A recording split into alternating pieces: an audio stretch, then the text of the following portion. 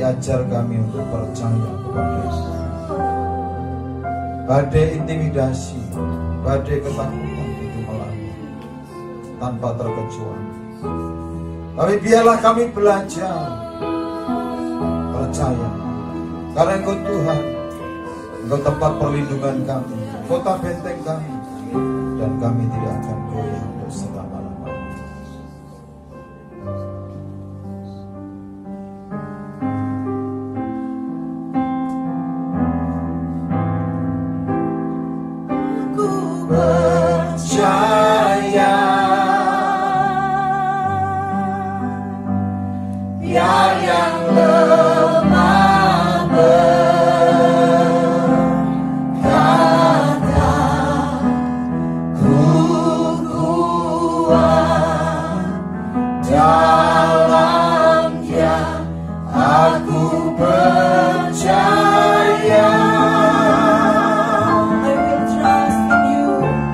I will trust in you.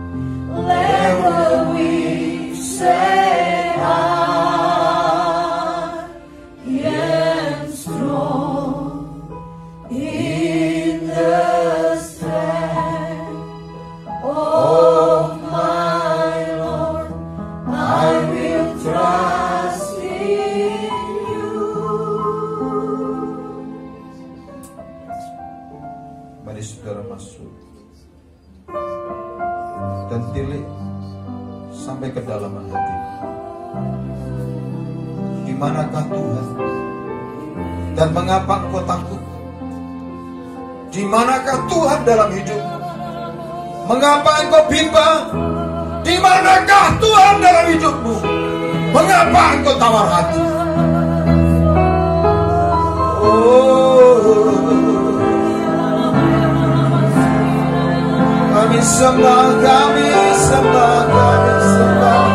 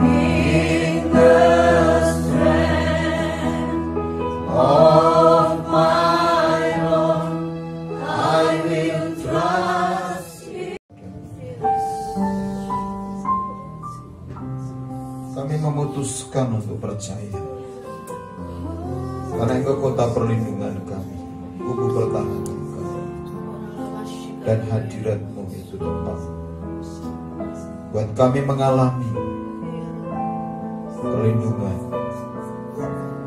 menikmati kehadiran, mengalami kasih sayang dan kesetiaan. Bahwa kami masuk dalam hadirat-Mu lebih dan lebih.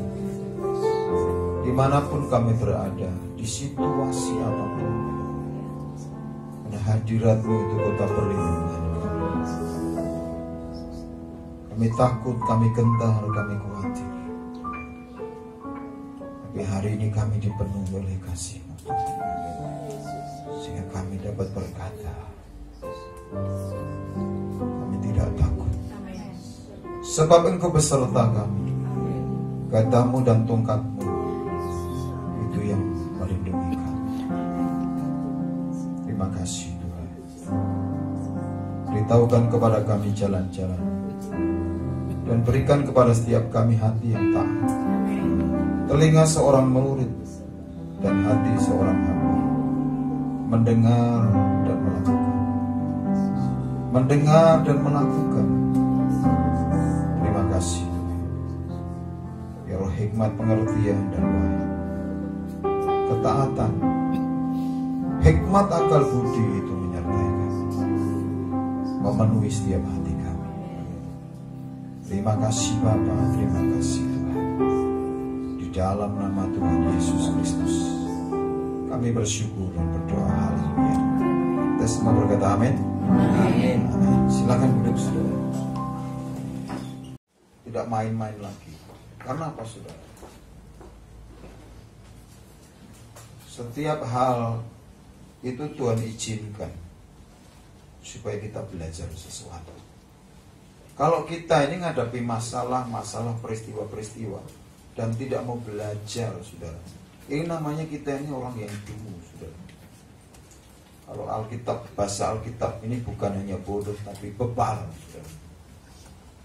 Nah, hari ini saya akan ajak saudara belajar tentang Sabat.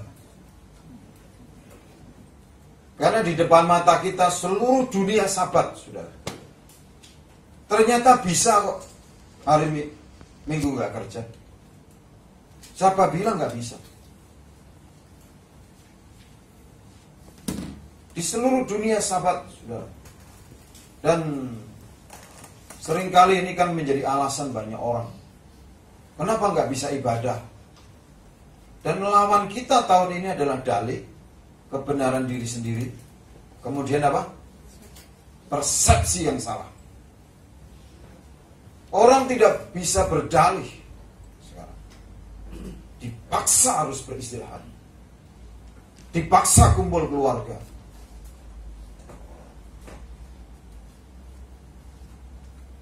Jadi ke depan saya akan lebih mudah sebagai hamba Tuhan untuk berkhotbah. Tidak ada dalih. Nah, ini saudara. Caranya Tuhan datangkan badai, saudara. Saya tidak pernah berkata ini adalah tulah, saudara. Karena ini badai.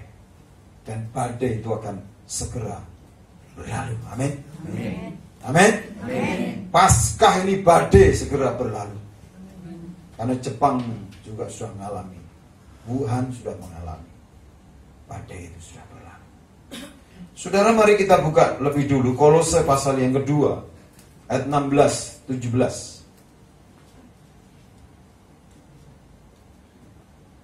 Kolose pasal 2 ayat 16 dan 17. Di sini dikatakan, karena itu janganlah kamu biarkan orang menghukum kamu mengenai makanan dan minuman, atau mengenai hari raya, bulan baru, ataupun hari Sabat.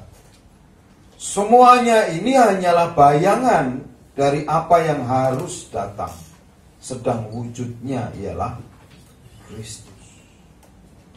Saudara, banyak orang Kristen masih dihukum dengan berbagai kata boleh, tidak boleh.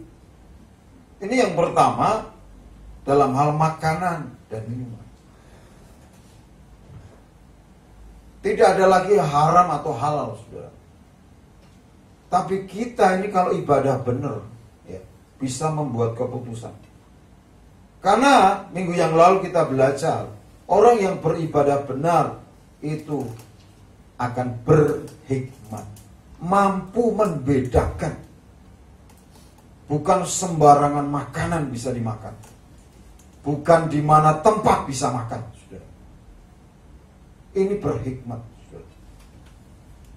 Kalau ibadah benar ini tidak ada lagi dihukum boleh makan ini atau tidak. Tetapi hikmat itu akan mengajarkan. Saya tidak makan daging anjing bukan karena masalah boleh atau tidak boleh, saudara. Tapi saya mengerti. Saya belajar dari seekor anjing. Kenapa dinamakan anjing atau Kaleb? Itu artinya setia. Dia memang dinamakan Kaleb karena dia diciptakan untuk setia kepada Tuhan. Saya belajar dari seekor anjingnya, Nomensen, saudara. Karena apa? Dia dihadapkan untuk makan makanan yang dikirim buat tuannya, makanan yang beracun. Tapi dia rela mati buat tuannya. Saya malu dengan seekor anjing. Kenapa mesti saya harus makan anjing? Maka seringkali banyak orang Kristen tidak lebih baik nilai hidupnya dari seekor anjing yang setia kepada Tuhan. Ini waktunya kesetiaan kita ini diuji. Ini waktunya lewat situasi yang seperti ini. Apakah kita ini masih setia kepada Tuhan? Apakah kita masih setia kepada Tuhan kita? Makanya saudara, mari kita ini memiliki hikmat untuk bisa membedakan manakah yang baik, manakah yang berkenan kepada Allah, dan manakah yang sempurna. Hari-hari ini kita sedang diajar mulai dari cuci tangan, mulai dari tutup mulut. Biasanya orang sukanya ngember, saudara. Ini waktunya pakai masker. Orang ya tidak bisa mengendalikan lidahnya, makanya harus diberangus seperti lembu. Seperti lembu ya, yang diberangus. Sekarang banyak orang kayak lembu, saudara, di mana-mana. Diberangus mulut. Saya nggak memakai masker kemana-mana, saudara, dari perjalanan. Saya pikir saya sudah terlalu cukup belajar untuk mengekang lidah saya. Jadi tidak perlu lagi mana-mana pakai masker, saudara. Bukan berarti saya mencoba diri sendiri, tidak. Nah, saudara, yang kedua mengenai apa? Hari raya. Banyak orang terpenjara hari raya. Entah hari raya adat istiadat yang dulu. Ini sekarang, saudara. Besok hari raya nggak bisa merayakan. Apa? Ternyata bisa kok. Masa nggak ke gereja gara-gara berebut ketupat? Masa nggak ke gereja berebut buah? Ikut tarik barong saya, saudara. Ini kan nggak berhikmat, saudara. Tetapi hari ini, saudara, kita mesti berhikmat. Diajari sesuatu hal yang esensi. Ini hari raya. Lah banyak orang Kristen itu masih terjebak oleh hari raya orang-orang Yahudi. Makanya kemarin, saudara, ada yang merayakan pas hari raya Purim, ya kan? Wah, ikut Purim, saudara. Saya ngerti hari raya Yahudi. Saya belajar Alkitab dari konteks budaya Yahudi karena ditulis. Tetapi tidak semua di Yahudi. Seperti, saudara, ada sebagian besar Alkitab itu konteks budayanya, akar budayanya adalah Yahudi, betul. Tapi saya tidak memboyong tradisi Yahudi. Upacara-upacara ini harus pas hari raya ini. Hari raya ini kita ngepaskan untuk ibadah. Enggak, saudara. Kenapa, saudara? Karena ini adalah bayangan. Kemudian mengenai bulan baru, kan? Hari Sabat. Dan kita akan belajar tentang hari Sabat. Semua ini bayangan. Kenapa kalau kita ini sudah memiliki wujudnya, masih hidup dalam angan-angan bayangan? Sama seperti, ya, saudara sudah menikah, tapi yang dipikirin angan pacarnya, angan-angan. Tidak ada, saudara. Itu akan merusak, saudara. Makanya banyak iman Kristen rusak. Kenapa? Sudah menemukan wujudnya Kristus, tapi masih hidup dalam angan-angan. Masih hidup dengan apa? Dipenjara oleh masalah makanan, minuman. Mengenai hari raya, mengenai bulan baru. Masalah Sabat aja bertikai, saudara. Karena di ayat 17 dikatakan semuanya ini hanyalah bayangan. Jadi saudara harus buat pilihan yang jelas. Saudara mau hidup dalam bayangan atau hidup dalam kenyataan. Orang yang hidupnya dalam bayangan, sudah bayangan masa lalu, itu biasanya, saudara, waduh, kayak orang kusta, gampang tersinggung, sensitif dan sebagainya. Ya. Ini bayangan, wujudnya adalah Kristus. Ketika saudara percaya Kristus, dibaptis, lahir baru, saudara itu sudah memiliki Kristus. Apakah saudara masih mau hidup dalam bayangannya? mengikuti adat budayanya Yahudi, mengikuti tata caranya Yahudi. Kita ini bukan Yudaisme, kita ini Kristen. Amin. Amin. Haleluya. Kita ini Kristen. Saya juga dulu beragama lain. Saya tidak memboyong budaya agama saya. Kita harus berhenti. Yang lama sudah berlalu, yang baru sudah datang. Jangan hidup dengan bayangan yang lama, saudara, tapi yang baru sudah datang. Nah, kita akan lihat, saudara, apa sih Sabat itu? Karena di dalam 2 Kolose tadi dikatakan Sabat adalah bayangan, ya, tentang apa? Wujudnya adalah Kristus. Dan kata Sabat itu artinya perhentian. Jadi saudara, ini bayangan kalau orang di dalam Kristus itu kita ngalami yang namanya perhentian. Bahkan nanti menikmati namanya perhentian kekal. Maka saudara belajar untuk berhenti, belajar untuk duduk. Hari, 1 minggu itu hanya 7 hari. Belajar 1 hari itu duduk, berhenti, saudara. Karena saudara, di Ibrani pasal 3, ya, ayat 11 dan sampai 4 ayat 11, langsung di ayat 10 saja, pasal 4. Sebab barang siapa telah masuk ke tempat perhentiannya, ia sendiri telah berhenti dari segala pekerjaannya, sama seperti Allah berhenti dari pekerjaannya. Karena itu baiklah kita berusaha. Jadi memang untuk berhenti, untuk sahabat itu harus berusaha. Karena orang itu mengeraskan hati, saudara. Kota-kota padat alasannya cari uang, pekerja. Sekarang ternyata, ya, New York bisa berhenti. Kota-kota besar, Wuhan kota industri bisa berhenti, Jakarta bisa berhenti. Sampai bilang nggak bisa? Bisa. Jogja bisa berhenti, Malioboro bisa sepi. Mau kurang lagi? Mal-mal bisa tutup. Kadang-kadang orang perlu diajar dengan dipaksa, saudara. Kan mental budak ini kan harus dipaksa, saudara. Kayak orang Israel yang keluar dari tanah perbudakan, dipaksa.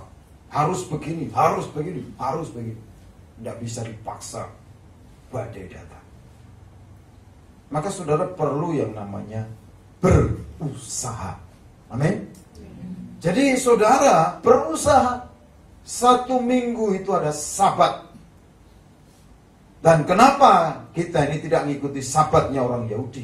Karena kita ini sudah meninggalkan asas-asas Yahudi. Kita bukan orang Yudaisme. Kenapa? Itu bayangan saja, saudara. Wujudnya adalah Kristus. Karena itu baiklah kita berusaha untuk masuk ke dalam perhentian itu, supaya jangan seorang pun jatuh karena mengikuti contoh ketidaktaatan itu juga. Saudara, jadi saudara, Sabat itu untuk melatih ketaatan. Melatih ketaatan kita. Dan orang Yahudi ini kalau bicara Sabat, saudara, seminggu sekali, namanya hari Sabat. Ya kan masih ngikuti Taurat ya, Sabat. Boro-boro kerja, saudara. Semua hukum Sabat itu ada sejumlah, ya, hukum Sabat ini. Kalau makanya kan ada buah namanya buah apa itu ya namanya? Rajanya buah, saudara. Kalau ratunya kan di Indonesia itu ya manggis itu. Tapi rajanya itu dia bijinya itu kalau dihitung itu sejumlah hukum Sabat, hukum Taurat, saudara. Dan salah satu hukum Sabat itu tidak bisa mendorong, tidak bisa menyalakan api. Makanya di sana ada namanya lift Sabat.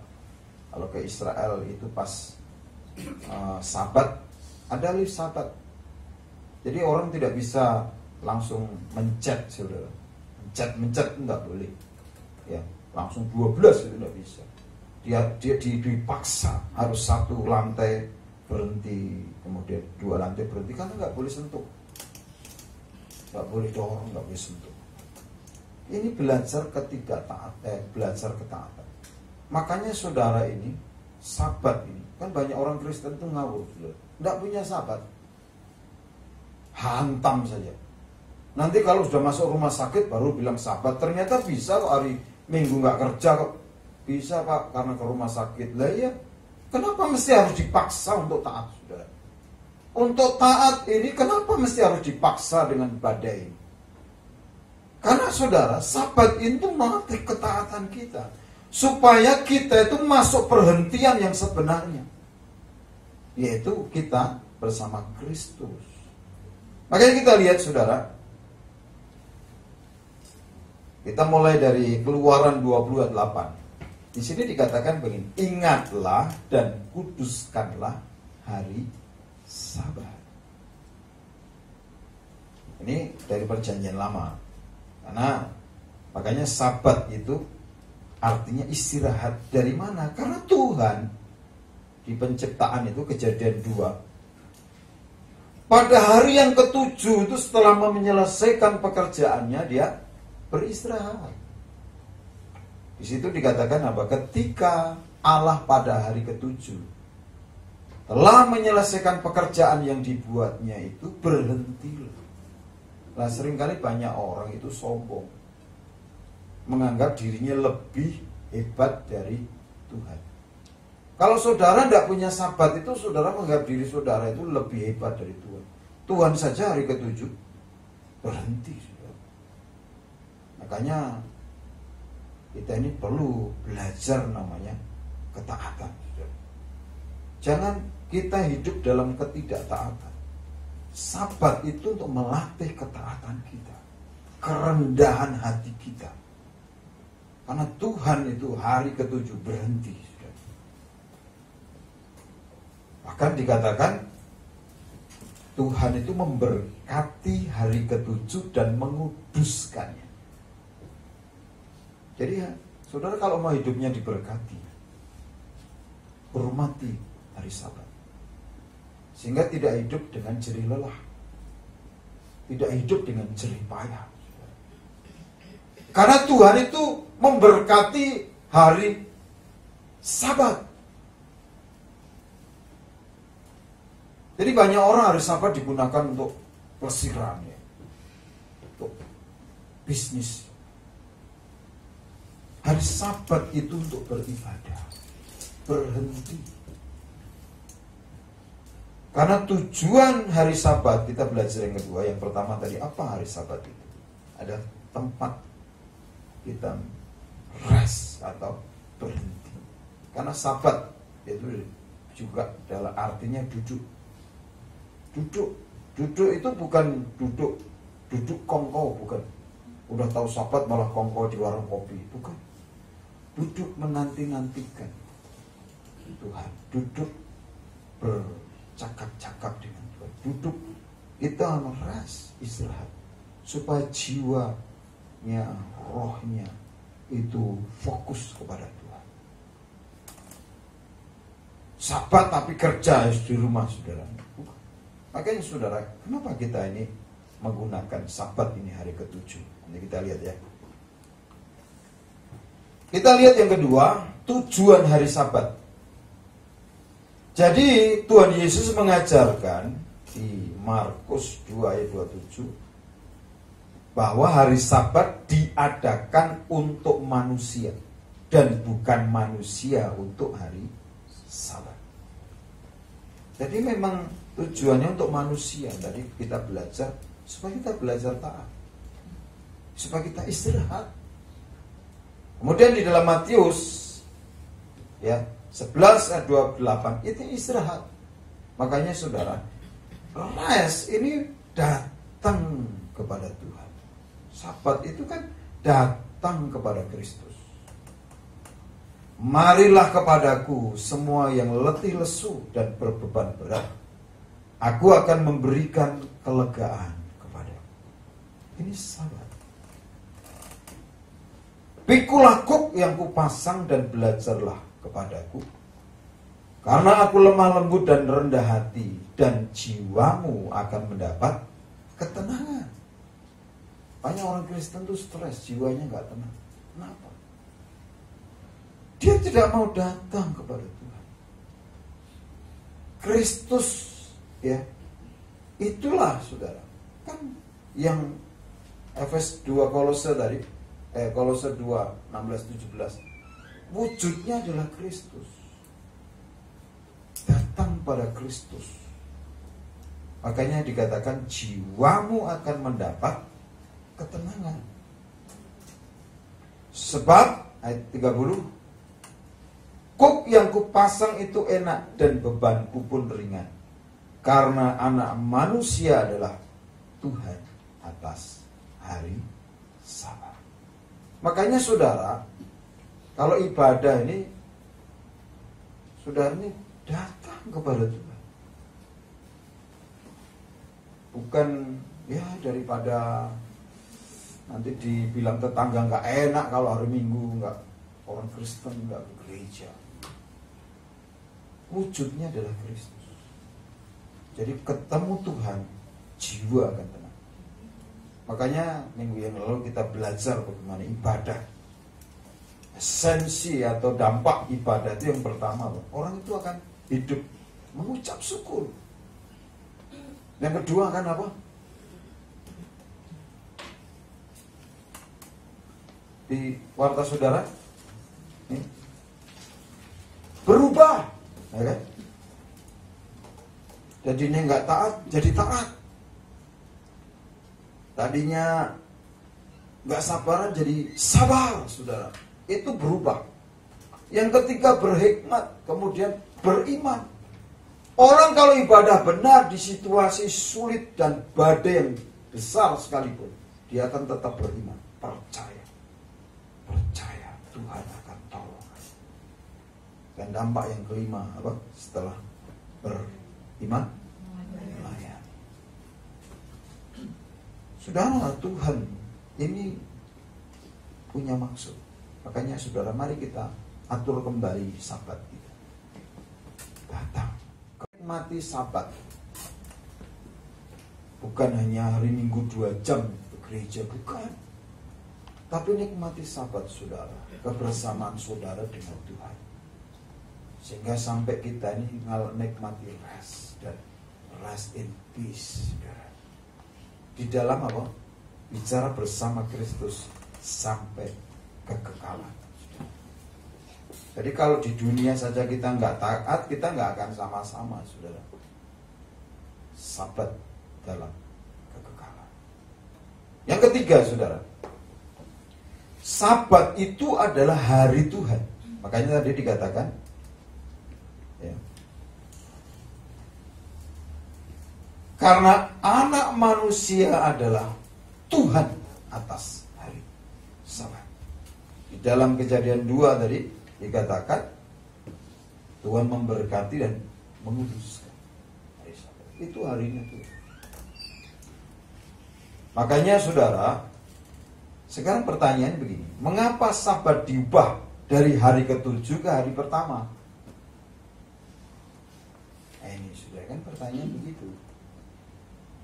Tapi saya ingin sampaikan bahwa Sabat itu harinya Tuhan. Bukan manusia untuk hari Sabat, tapi hari Sabat untuk manusia. Ya kan? Tadi di Markus 2 tadi. Hari Sabat diadakan untuk manusia, bukan manusia untuk hari Sabat. Jadi saudara, sampai kebangkitan Yesus itu para murid masih menghormati hari ketujuh itu hari Sabat. Jadi sampai kebangkitan Yesus. Kayaknya kita kan menjelang Paskah ini ya. Hari Jumat nanti Paskah kita ibadah pagi dan sore. Pagi dulu, kalau pagi bisa kota. Ya, kita perjamuan kudus terus. Jumat. Nanti minggunya masih perjamuan kudus. Kita perjamuan kudus berapa kali ya? Minggu yang lalu, kemarin doa pengerja, hari ini sudah 3, Jumat 4, Minggu 5 kali sudah. Supaya kita ini benar-benar mengerti makna perjamuan ini. Bersekutu dengan tubuh dan darah Tuhan. Nah saudara, kita perhatikan setelah kebangkitannya. Jadi setelah kebangkitan Yesus, itu kebangkitan Yesus hari Minggu. Makanya hari Minggu itu dianggap sakral sebagai hari Tuhan. Bukan lagi hari Sabtu. Karena orang Yahudi Sabat itu mulainya hari Jumat jam 6 sore sampai Sabtu jam 6 sore. Karena orang Yahudi beda dengan orang Indonesia. Orang Yahudi itu memulai hari itu jam 6 sore. Makanya mereka lebih waspada. Karena apa? Memulai hari itu gelap, menghadapi hari yang gelap. Kalau di Indonesia apa? Memulai pagi, terang. Sehingga sorenya sudah lelah, sudah capek, sudah tidak berjaga-jaga lagi. Tapi mereka lain. Memulai itu jam 6 sore sampai jam 6 sore lagi. Kalau kita kan dari pagi ya sampai malam, sudah mengakhiri dengan malam.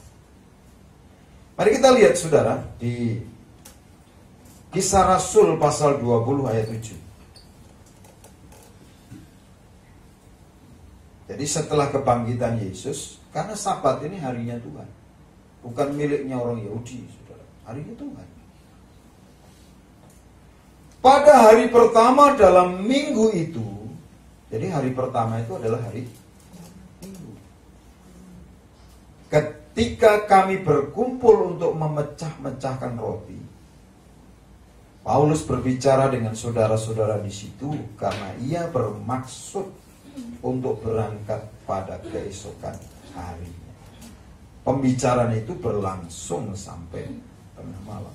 Jadi hari pertama dalam minggu itu. Jadi rasul-rasul itu sudah memulai. Sabat itu harinya Tuhan. Hari di mana memperingati kebangkitannya pada hari Minggu. Jadi kan banyak orang ini kalau merayakan. Kita ini kan tinggal belajar 3 prinsip ya. Hari raya sebagai orang Kristen. Yang pertama adalah Natal, kedua adalah Paskah. Paskah ini adalah kematian dan kebangkitannya. Jangan saudara ikut Paskah hari Jumat, pas kebangkitannya tidak datang. Di manakah ini tidak datang? Merayakan kebangkitan. Kemudian yang berikutnya adalah Pentakosta. Pentakosta ini 10 hari, saudara. Kemudian kita lihat lagi 1 Korintus pasal 16. Ini diajarkan oleh Rasul Paulus di jemaat yang ada di Korintus. Pada hari pertama dari tiap-tiap minggu, hendaklah kamu masing-masing sesuai dengan apa yang kamu peroleh, menyisihkan sesuatu dan menyimpannya di rumah, supaya jangan pengumpulan itu baru diadakan kalau aku datang. Jadi ini bicara tentang apa? Menyiapkan persembahan. Jadi dikumpulkan pada tiap hari pertama dari tiap-tiap minggu. Jadi hari pertama minggu. Jadi setelah kebangkitan Yesus, orang Kristen itu merayakan. Jadi ibadah itu, Sabat itu adalah hari Minggu. Kenapa? hari Minggu itu adalah sebagai peringatan akan kebangkitan. Karena Sabat itu adalah harinya Tuhan. Ya, kita ini jangan terbawa oleh tradisinya Perjanjian Lama lagi. Akarnya memang dari situ, tapi itu semua itu bayangannya sudah. Sabat hari ke-7 ini bayangan, tetapi wujudnya adalah Kristus. Jadi ibadah ini adalah Kristus.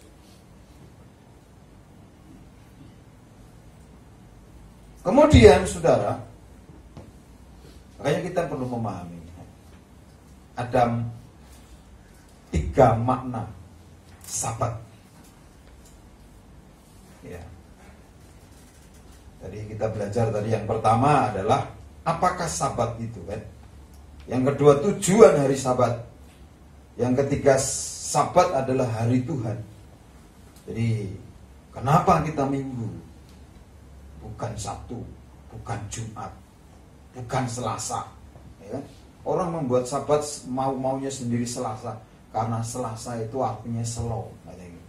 Kalau bisnisnya sing slow, sing sepi, tak buat Sabat. Nah ini namanya mendirikan kebenaran diri sendiri, saudara. Kita Minggu ini karena sebagai hari peringatan akan kebangkitan Kristus. Yang pertama dari makna Sabat, itu Sabat adalah perjanjian tetap antara Tuhan dengan umatnya. Itu perjanjian Tuhan dengan umat. Jadi perjanjian sampai hari ini. Maka saudara, kuduskanlah hari Sabat.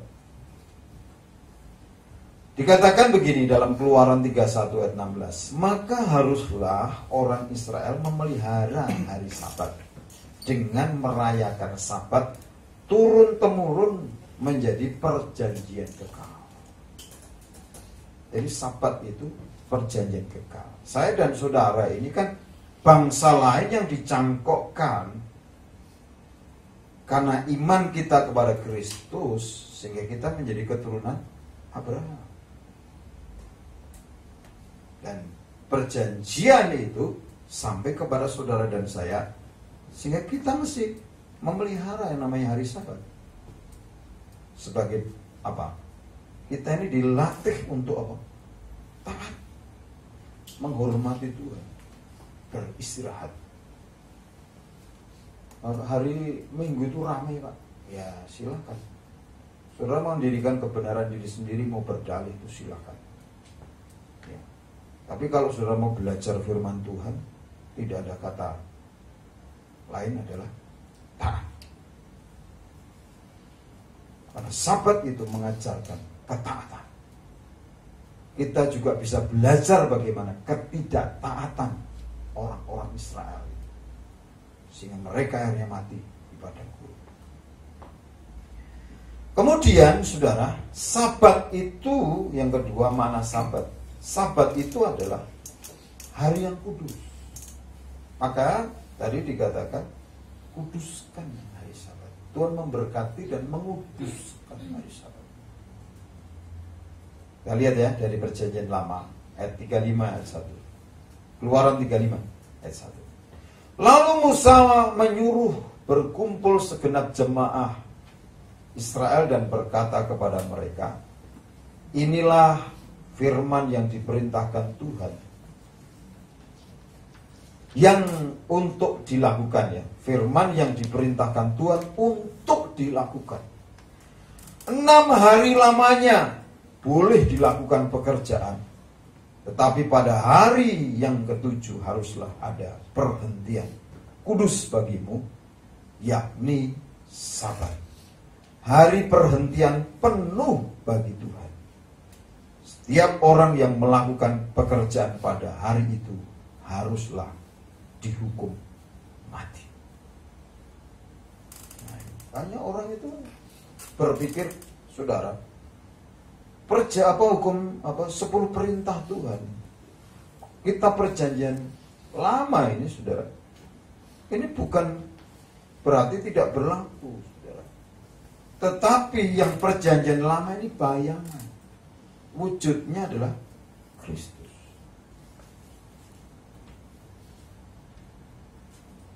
Kemudian di dalam imamat juga sama, sudah Imamat 26 ayat 2. Kamu harus memelihara hari-hari Sabatku. Jadi hari Sabat itu harinya Tuhan. Dan menghormati tempat kudusku. Akulah Tuhan. Kita kan sudah belajar. Sekian waktu saya sudah ajar bahwa bicara gereja atau eklesia itu yang pertama adalah apa? Orang pribadi kita yang dipanggil keluar dari kegelapan kepada terang yang ajaib. Kita ini menjadi rumahnya Tuhan, menjadi bait Roh suci. Kemudian eklesia ini juga bicara komunitas orang percaya. Eklesia ini lembaga, eklesia ini baru ini sudah. Gereja ini bicara, kan sekarang banyak orang kenal gereja itu gedung. Kita ini bisa ibadah di mana saja, di rumah. Makanya ini kan ada yang ibadah di rumah-rumah, karena untuk memecah kerumunan. Jadi saudara, mari kita belajar ya, menghormati tempat kudusnya Tuhan. Apapun saudara, tidak ada dalih. Saudara harus berusaha sungguh-sungguh. Makanya tadi di Kolose tadi kan dikatakan semuanya ini hanyalah bayangan. Dalam kitab Ibrani tadi dikatakan 4 ayat 10, berusaha. Namanya berusaha itu jatuh bangun, saudara kan. Ayat 11 ya, karena itu baiklah kita berusaha. Namanya usaha. Kalau gagal tuh bangkit lagi, coba lagi. Namanya aja berusaha, saudara. Berusaha itu bukan masalah berapa kali saudara itu sudah berusaha, tetapi goalnya itu jelas. Namanya usaha ya harus goalnya jelas sampai berhasil. Wah, aku usaha sudah 7 kali jatuh ya, baru 7 kali. Ini Thomas Alva Edison saudara, yang menemukan lampu pijar itu beratus kali saudara. Ketika dia gagal bilang ini semakin dekat kepada penemuan keberhasilan. Gagal lagi, dia berkata semakin dekat kepada keberhasilan. Banyak orang gagal berkali-kali, baru 1 kali 2 kali sudah menyerah. Nah, mari kita lihat lagi bagian berikut yang ketiga, Sabat. Ya, makna Sabat berikutnya. Sabat atau hari Sabat ini adalah hari untuk berbuat baik. Untuk kita mempraktekkan kehidupan kekristenan kita. Bukan untuk memenjarakan diri kita, tapi untuk berbuat baik, berbuat kebajikan, kebaikan. Di dalam Lukas pasal yang ke-6 ayat 1. Di sini kita lihat bagaimana Tuhan Yesus memberi contoh ya. Pada suatu hari Sabat, ketika Yesus berjalan di ladang gandum, murid-muridnya memetik bulir gandum dan memakannya, sementara mereka menggisarnya dengan tangannya. Tetapi beberapa orang Farisi berkata, mengapa kamu berbuat sesuatu yang tidak diperbolehkan pada hari Sabat? Nah,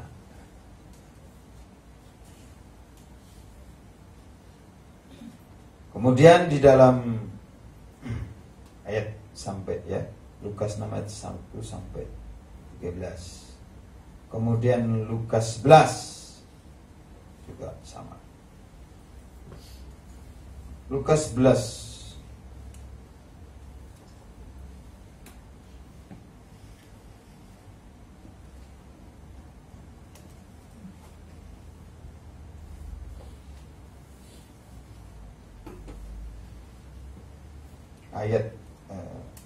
Lukas 13 ayat 11.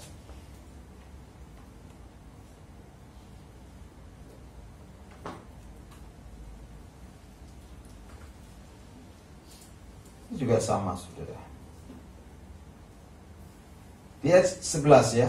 Di situ ada seorang perempuan yang telah 18 tahun dirasuk roh sehingga sakit sampai bungkuk pinggangnya dan tidak dapat berdiri lagi dengan tegak. Ketika Yesus melihat perempuan itu, ia memanggil dia dan berkata kepadanya, "Hai ibu, penyakitmu telah sembuh." Lalu ia meletakkan tangannya atas perempuan itu dan seketika itu juga berdirilah perempuan itu dan memuliakan Allah. Tetapi kepala rumah ibadat gusar karena Yesus menyembuhkan orang pada hari Sabat. Lalu ia berkata kepada orang banyak, "Ada 6 hari untuk bekerja, karena itu datanglah pada salah satu hari itu untuk disembuhkan, dan jangan pada hari Sabat." Tapi Tuhan menjawab, dia katanya, "Hai orang-orang munafik, bukankah setiap orang di antaramu melepaskan lembunya atau keledainya pada hari Sabat dari kandangnya dan membawanya ke tempat minuman? Bukankah perempuan ini yang sudah 18 tahun diikat oleh iblis harus dilepaskan dari ikatannya itu, karena ia adalah keturunan Abraham?" Nah, jadi hari Sabat ini adalah kesempatan untuk berbuat baik, mengunjungi orang sakit, mendoakan. Kemudian kita lihat lagi contoh ya. Yohanes 5. Ini penyembuhan di kolam Bethesda pada hari Sabat. Makanya FA Bethesda ini menyembuhkan ya banyak orang. Saya berdoa, makanya sekarang namanya FA ini saya kasih nama. Biar orang-orang yang sakit, orang yang kusta itu masuk kolam FA Bethesda, biar disembuhkan. Masalah ingat atau tidak ingat itu urusan lain. Sesudah itu ada hari raya orang Yahudi dan Yesus berangkat ke Yerusalem. Di Yerusalem, dekat pintu gerbang domba, ada sebuah kolam yang dalam bahasa Ibrani disebut Bethesda. Ada 5 serambinya. Bet itu rumah, Hesda itu adalah kesembuhan. Bethesda. Jadi rumah kesembuhan. Tetapi faktanya itu bertolak belakang. Di rumah kesembuhan, faktanya banyak orang sakit, saudara. Makanya di Indonesia namanya rumah sakit, bukan rumah kesembuhan, ya kan? Kalau di Malaysia lain lagi, rumah bersalin namanya rumah korban laki-laki. Jadi laki-laki yang disalahkan. Ini sama seperti di Indonesia. Namanya Bethesda. Berbaring sejumlah besar orang sakit, orang-orang buta, orang-orang timpang, dan orang-orang lumpuh yang menantikan goncangan air. Dan ini kena tipuan rabi-rabi Yahudi. Kan pikir nunggu goncangan. Bagaimana mau goncang? Kamu terjadi goncangan, betul nggak? Betul. Karena saudara, di ayat 1 ini dikatakan sesudah itu ada hari raya orang Yahudi. Jadi hari raya pergantian musim ini hari raya Paskah. Kalau Paskah ini pasti musim semi. Jadi sebelum musim semi adalah musim dingin. Jadi dari musim dingin air itu beku, ke musim semi air itu mulai mencair, sehingga dari padat ke cair itu ada proses membuat kolam itu goncang, air dalam kolam itu, saudara.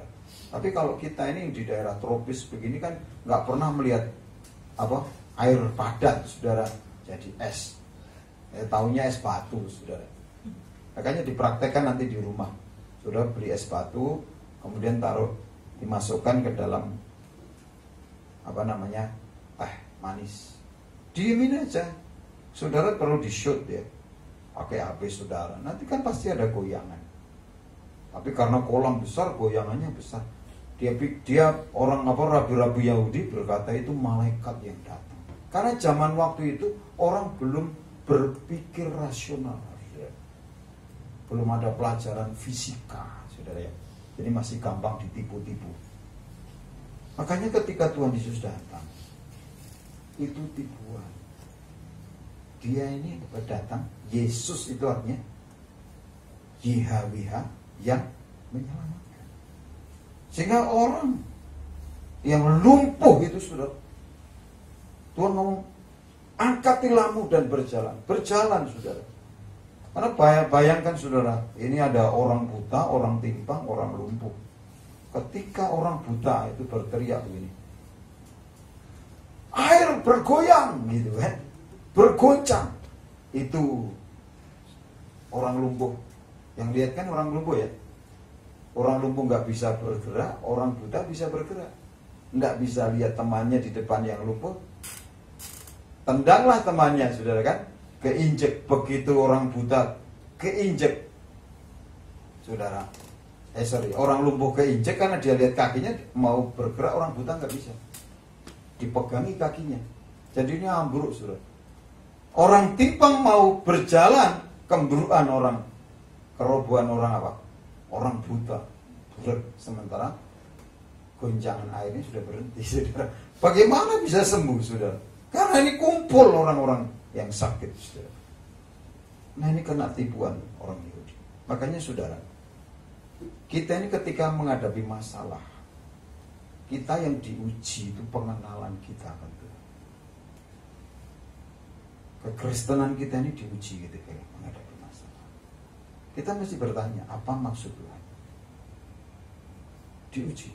Hari-hari ini kekristenan kita sedang diuji. Iman kita sedang diuji. Hikmat kita sedang diuji. Apakah saudara menyerah? Ya. Terus tidak ibadah. Kita punya hikmat. Bagaimana solusinya? Bisa ibadah. Makanya saudara, Tuhan itu sudah mempersiapkan jauh-jauh sebelumnya.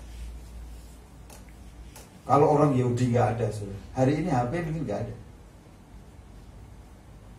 Kalau Nazi Jerman itu berhasil membunuh semua orang Yahudi, dunia masih dalam kegelapan, saudara. Maka Tuhan sudah mempersiapkan, ada media sosial, semua ini kan produk orang-orang Yahudi. Makanya saudara yang dikasih Tuhan, ini waktunya Sabat itu mengalami. Banyak orang sakit ibadah nggak datang. Loh, ini waktunya lumpuh itu ngalami berjalan. Malah alasan, saya ini sakit. Itu, saudara. Dalih aja yang muncul. Justru orang lumpuh itu bisa berjalan karena waktu itu hari Sabat. Ya kan? Kemudian banyak, saudara, Tuhan menyembuhkan pada hari Sabat. Maka justru kalau saudara ini punya problem, punya persoalan, datang kepada Kristus. Karena dia adalah wujud dari Sabat itu sendiri. Amin. Mari kita bangkit berdiri, saudara. Kembali saya bacakan Kolose 2 ayat 16-17. Karena itu janganlah kamu biarkan orang menghukum kamu mengenai makanan dan minuman, atau mengenai hari raya, bulan baru, ataupun hari Sabat. Semuanya ini hanyalah bayangan. Semuanya ini itu mengenai makanan, minuman, mengenai hari raya, bulan baru atau hari Sabat. Ini hanyalah bayangan dari apa yang harus datang. Sedang wujudnya ialah Kristus. Siapa yang harus datang dalam hidup saudara dan saya? Ini yang terpenting. Kalau Kristus itu datang dalam hidup, kalau saudara datang kepada Kristus, dia berjanji memberi kelegaan. Karena dia berkata, "Marilah kepadaku, hai engkau yang berbeban berat letih lesu, aku akan memberikan kelegaan. Aku memberikan sentosa." Di hari Sabat orang lumpuh itu berjalan. Di hari Sabat Tuhan menyembuhkan orang sakit. Siapapun hari ini saudara mungkin sudah sakit, mengalami kelumpuhan ekonomi, persoalan yang tidak pernah selesai. Wujudnya adalah Kristus. Ketika saudara ketemu dengan Kristus, saudara akan alami mujizat. Saudara alami terobosan dan terobosan. Saudara alami kelegaan. Amin. Mari datang kepada Tuhan. Kita berkata, You are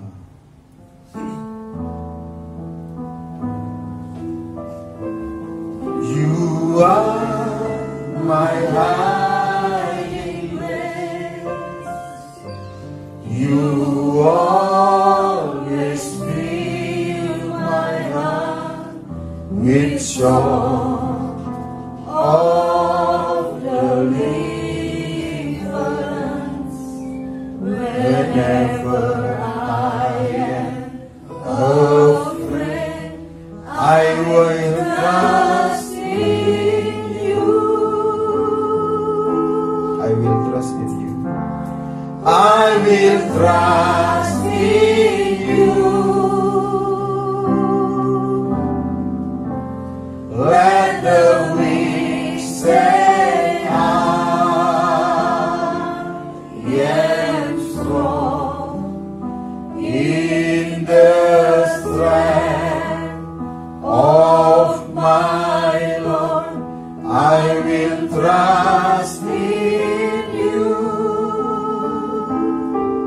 Mari sama-sama katakan, You are my hiding place. You always fill my heart with song of deliverance. Whenever I am afraid, I will trust in you. I will trust in you. Let the weak say I am strong in the strength of my Lord. I will trust in you. Engkau perlindungan, Kau perlindunganku. Mari dengan iman katakan, Kau penuhkan hatiku dengan lagu pembebasan. Di saat aku takut, aku percaya. Aku percaya.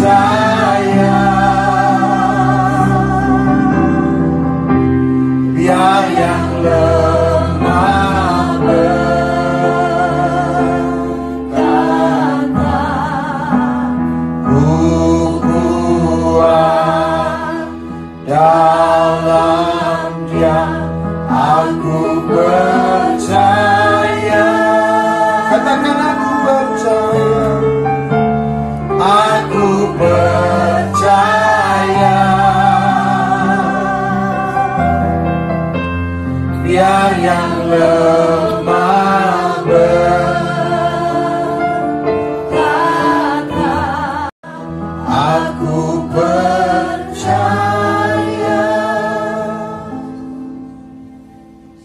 Kami di hari ini beribadah bukan karena ini hari Minggu, karena ini hari Tuhan. Kami beribadah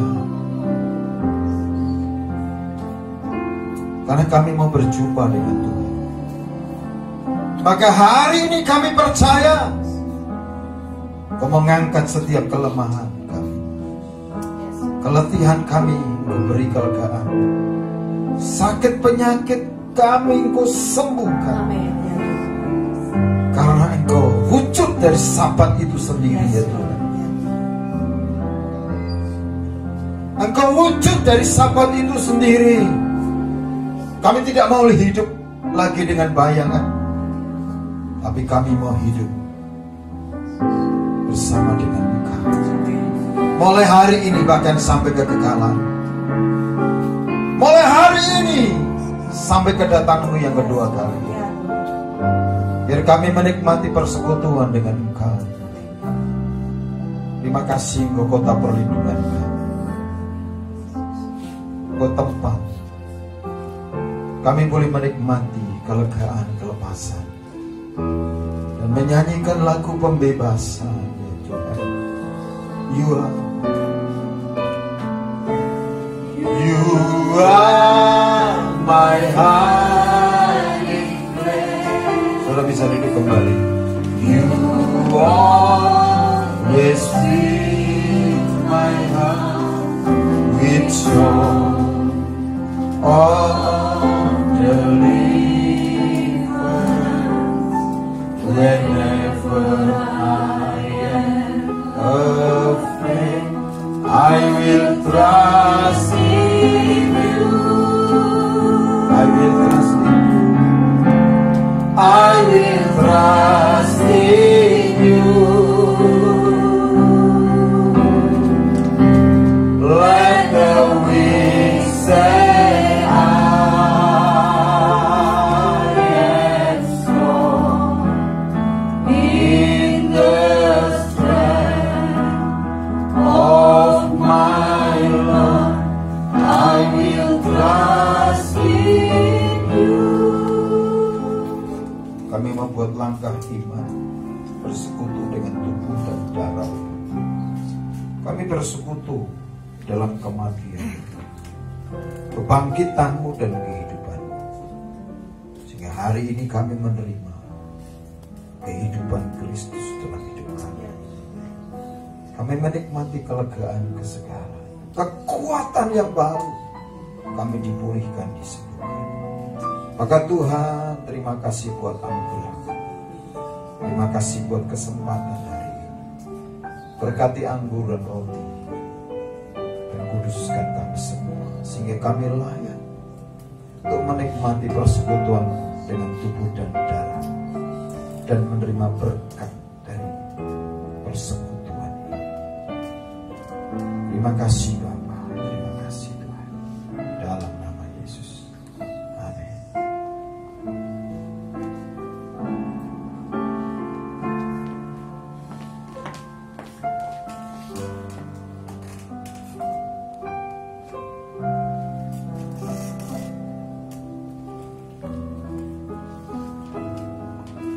You are my hiding place. You always fill my heart with song of deliverance. Whenever I am afraid, I will trust in you. I will trust in you. Let the weak say I am strong in the strength of my Lord. I will trust in you. Saudara,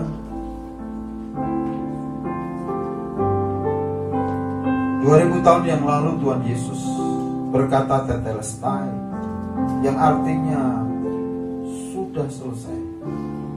Kematiannya di kayu salib itu menyelesaikan semua tuntutan hukum dosa, untuk keturunan, sakit, penyakit, kegagalan, kemiskinan. Bahkan seiota hukum Taurat pun dia sudah selesaikan. Kata tetelestai arti sudah genap. Darah yang dicurahkan itu menggenapkan segala perjanjiannya yang disampaikan kepada Abraham, Isa, dan Israel, dan digenapkan dalam hidup saudara dan saya. Mari kita datang kepada Tuhan dengan pengertian yang benar. Karena Sabat itu artinya kita berjumpa dengan Tuhan. Kita menikmati persekutuan dengan Kristus, sehingga kita mengalami Kristus dalam hidup kita. Karena Sabat itu harinya Tuhan. Dan Sabat itu wujudnya adalah Kristus itu sendiri. Datang kepada Kristus dan alami pemulihan. Alami penggenapan apa yang dijanjikannya. Mari saudara, sebelum kita angkat firman Tuhan di atas kepala kita, kita akan baca sama-sama. 1, 2, 3.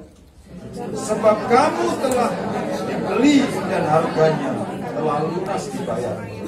Karena itu muliakanlah Allah dengan tubuhmu.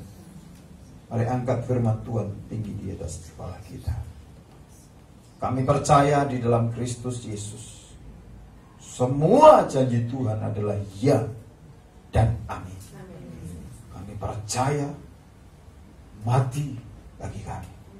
Engkau sudah bangkit dari kematian dan engkau hidup. Dan hari ini kami bersekutu dengan kematian, kebangkitanmu dan kehidupanmu. Saudara yang dikasihi Tuhan, dengarkan firman Tuhan. Sebab apa yang telah kuteruskan kepadamu telah kuterima dari Tuhan, yaitu bahwa Tuhan Yesus pada malam waktu ia diserahkan mengambil roti, dan sesudah itu ia mengucap syukur atasnya. Ia memecah-mecahkannya dan berkata, inilah tubuhku yang diserahkan bagi kamu. Perbuatlah ini menjadi peringatan akan aku. Bapak, Ibu, Saudara yang dikasihi Tuhan, bukankah yang kita pecah-pecahkan ini adalah tubuh Tuhan?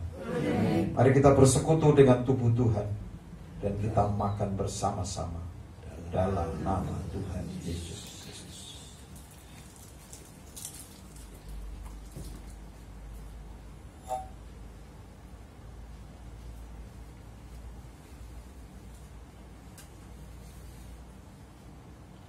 Terima kasih Tuhan. Terima kasih, terima kasih. Mari angkat cawan tinggi di atas kepala kita. Demikian juga ia mengambil cawan sesudah makan lalu berkata, cawan ini adalah perjanjian baru yang dimeteraikan oleh darahku. Perbuatlah ini setiap kali kamu meminumnya menjadi peringatan akan aku. Sebab setiap kali kamu makan roti ini dan minum cawan ini, kamu memberitakan kematian Tuhan sampai ia datang. Bapak, Ibu, Saudara yang dikasihi Tuhan, bukankah cawan yang atasnya kita ucapkan syukur ini adalah cawan perjanjian baru yang dimeteraikan dengan darah Tuhan? Mari kita bersekutu dengan darah Tuhan. Kita minum bersama-sama dalam nama Tuhan Yesus Kristus. Mari kita mengucap syukur buat kelegaan, buat kesembuhan, buat kelepasan yang kita alami hari ini. Kita tidak hidup dalam bayangan, tapi kita hidup menikmati wujudnya, yaitu Kristus itu dalam hidup kita, sehingga kita mengalami semua kebaikan Tuhan, dan kita bisa menceritakan akan kebaikan-kebaikan Tuhan. Oh ya syikiri dibantukan ayah mata. Mari bersyukur. Di sini kita kuna ya bagus.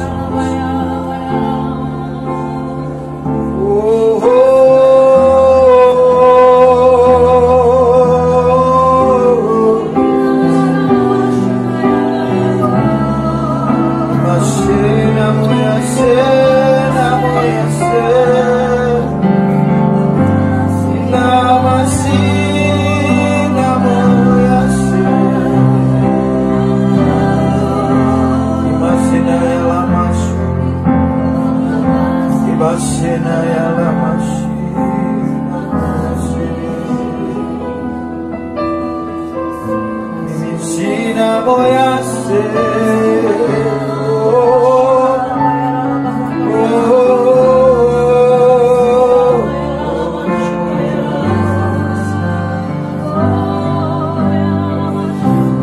Setiap saudara alami kemerdekaan dari intimidasi, pembebasan dari rasa takut, dari kegentaran, dan alami itu, dan alami kesembuhan dari sakit penyakit. Sebab Dia Tuhan berkata, sudah selesai. Ya Tuhan yang mengasihi saya dan saudara. Haleluya. Terima kasih Tuhan. Haleluya. Terima kasih. Terima kasih Tuhan.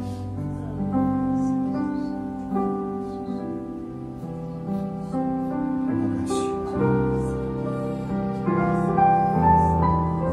Haleluya. Terima kasih. Terima kasih. Terima kasih Tuhan. Penuhi setiap kami. Penuhi setiap kami, sehingga mata kami melihat dengan jelas akan masa depan yang sama. Melihat dengan jelas rancangan-Mu yang sempurna, damai sejahtera dan sukacita. Dan telinga kami bisa mendengar setiap tuntunan Tuhan, perkataan Tuhan dalam hidup kami. Terima kasih Bapa. Kami dedikasikan semuanya dalam nama Tuhan Yesus Kristus. Haleluya. Amin. Silakan duduk saudara. Persembahan kami di awal bulan ini, kami bawa persepuluhan buah sulung persembahan khusus kepada. Biar ini menjadi dupa yang harum. Biar hati kami senantiasa bersuka, bergirang dan bersorak. Karena hati kami tertuju kepada, bukan tertuju kepada situasi, bukan tertuju pada keadaan, bahkan bukan tertuju kepada hal-hal yang bersifat materi dan lahiriah. Tapi kami perhatikan dan menyandengkan telinga kami kepada Tuhan, sehingga kaki kami tidak goyah, sehingga kami dapat berkata, aku percaya kepada-Mu. Kami bawa persembahan kami dengan rasa syukur dalam nama Tuhan Yesus Kristus. Haleluya. Amin.